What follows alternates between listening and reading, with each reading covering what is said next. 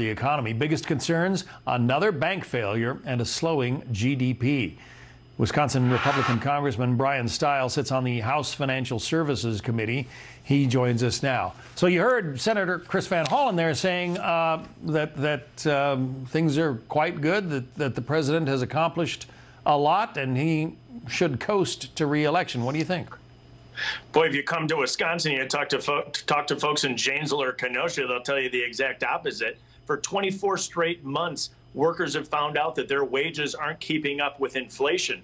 Democratic policies have driven inflation, have put workers further and further behind. The American people, we know we need to dramatically change course. It's one of the reasons that we put forward the bill this week to bring down inflation, to get spending under control, to grow the economy, and to save taxpayers money. President Biden's got to come to the table. We got to dramatically change course in Washington. Well, he doesn't sound like he really wants to come to the table. He's saying he's not going to negotiate. Well, the president clearly doesn't want to come to the table because he's never seen something that he doesn't want to spend on. What the American people realize, I think, is that we ultimately need to save taxpayers money. There is so much money on the table that we have an opportunity to claw back. And President Biden's position is that he's not even going to find $1 of savings. Let's, at a minimum, claw back the billions and billions of unspent COVID funds. Let's pull back on the crony capitalism, Green New Deal policies that are sending money to Chinese corporations. The fact that this president can't find $1 of savings shows just how dangerous and reckless his policies are. One of the things that Republicans have put forward is a work requirement if you want to receive federal aid. You want to tell us about that? This is such a common sense proposal that says if you're an able-bodied, childless adult and you want to receive welfare benefits, at a minimum, you should be out working or looking for work. In the state of Wisconsin, we had a ballot initiative question on exactly that topic. 80% of the people in the state of Wisconsin voted and said, yeah, we should do that, meaning over half of Democrats who voted in that election. Every common sense person knows that that's a good policy. It's only the radical left and folks like Joe Biden who are fighting against it.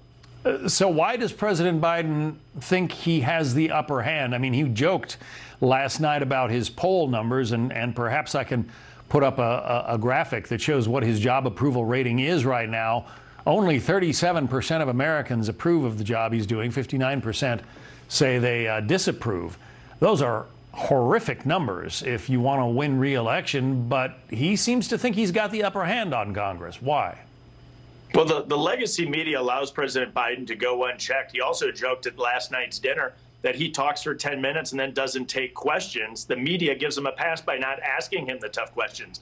The media should be asking him nonstop why he's refusing to negotiate with conservatives and Republicans in the House. It's a reasonable, sensible bill that we've put forward to actually protect the American economy. And President Biden's position of my way or the highway, keeping his head in the sand, is incredibly dangerous for the American economy. One other poll I want to put up and show our viewers, also not good news for the White House. Only 1% of Americans say the economy is in excellent shape. 15% say it's good. 37% say only fair. And almost half, 47%, are saying the economy is poor in this country right now. So Chris Van Hollen can talk about the 12 million post-COVID jobs that returned during this administration. But this economy is not doing well, and Americans seem to know it.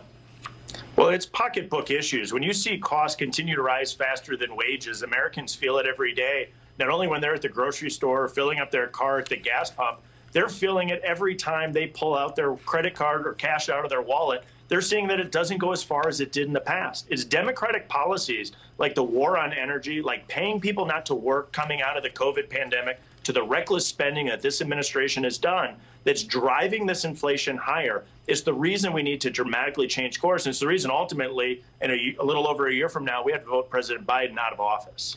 We will be watching to see whether the White House negotiates that bill that you were able to get out of the Congress. Congressman Bryan Steil, thanks for joining us.